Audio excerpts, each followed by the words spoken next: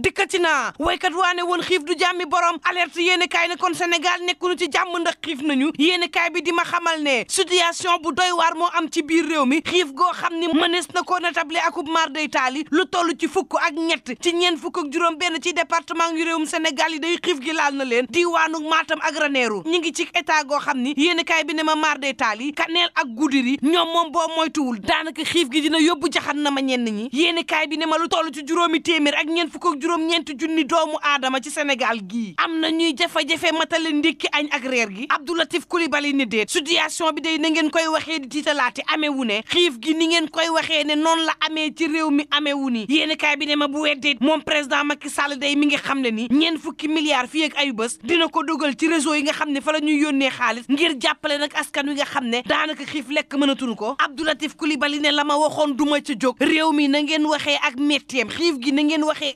ameewu ni Jean-Pierre Senghor bu CNSA ci 24 heures yéene kaay ne loo ci mënti déggit ku ko weddi da nga demul diggante Matam ak Ranérou juróomi téeméer ak ñeent fukk ak juróom ñeenti junniy doomu aadama yu nekk ci zone boobee ñi ngi ci jafe-jafe boo xam ne lekk ñetti yoon mënuñu ko daanaka xiif lekk la ñu mënul ci zone boobee ku ne xiif amul da ngaa demul foofee fi mu ne de ci réew mi l'évidence yéene kaay ne ma gët yépp mi ngi daal di tegu ci Aminata Assome Diatta waaye itam Aliou Ndoye ndax itam jafe-jafey lekk am na ci réew mi jafe-jafey jën nag yàgg na ci réew mi ca dañul boobaak léegi booba Sall ngaari lam tooro Bourguédé ma nga ca transhumance ba le mandat yéene kaay ne ma Macky Sall day la mu amoon ci élection locale yi lay bañ mu dalati ko ci élection législative yi Macky ngay jël rek yéene kaay bi ne ma lu xaay mbaa muy laxi président Macky Sall jël fegg ci wetam tribune yéene kaay ne leen de am na niki démb daal président Macky Sall daal dinay woolu maire bu yeewi askan wi bu diwaanu Yoff di Seydina Issa Laye Samb mbaadu dafa bëgg a dem fekki président Macky Sall l'évidence yéene kaay ne maire bi day gis nañ ko ca palais président Macky Sall daal dina koy dalal lan mooy arrêté Macky Sall saa si tembe l'observateur ne transhumance gi day mi ngi mel ni tulleeg maali fi mu ne ci réewum Sénégal Aliou Ndiaye daal di xamle ci yéene kaay bi ne transhumance gi day buñ koy defee dafa mel ni suñu njiit yi nekk ci wàllu politique dañoo aayul bukki ba màttoon Abdou Diouf boo moytul dana leen fi jëlee ndax nag ci deuxième tour ba ca 2000 ba Abdou Diouf woowee Djibo Leyti Ka la ko ca dal ca la ko dal terewul Abdoulaye Wade jël na nguur gi président Macky Sall mii digganteem ak Idrissa Seck war na ko yee keroog ba mu woowee Idrissa Seck ca la Idi ñàkkee Thiès keroog ba mu woowee Idrissa Seck ca la génn ci xoluk sénégalais yi keroog ba mu woowee Idrissa Seck moom président Macky Sall ca la gëj a am ndam waxuma la rek ni ku transhumé yow rek yaay dem kenn du ànd ak yow ndax say soppe daanu la jàppe ab noonu ña àndoon ak yow ngir conviction duñu dem fa la ñuy toog maanaam booy dem ci Macky yow ak say bagage ay dem waaye kenn du la topp Alioune Ndiaye ci l'observateur rax ci dolli ne ñamu àndal sax moom président Macky Sall dañuy fippu ni ki parti socialiste dañ ko defee woon ci Abdou Diouf ci jamonoom ndax nag vote sanction mën na am ci Benno Bokk Yaakaar waaye tam boycott mën na am ci Benno Bokk Yaakaar ndax dañuy jàpp ne golo day bay baabun di dundee 24 heures yéene kaay ne ku ci dem it jàppal ne ci gëtug sénégalais ak ci seen xel yow daal workat lan lay jàppee te moom lan lay xoolee ab traître foo mënti jóge dem ci kaaw président gars yi ab traître lan lay jàppee ndax nag bañ lay woteel dan la woteel ci l'opposition boo jëlee mandat ba jox président Macky Sall yow rek kay dem ndax gars yi dañu jàpp ne dañ leen wor 24 heures yéene kaay ne transhumance bi ñoŋalul démocratie de déedéet transhumance bi au contraire day delloo ginnaaw démocratie Alioune Ndiaye ci l'observateur ne xanaa déggoo ma gars yi nekk Benno Bokk Yaakaar ci boppam ñoo njëkk siis transhumance yi le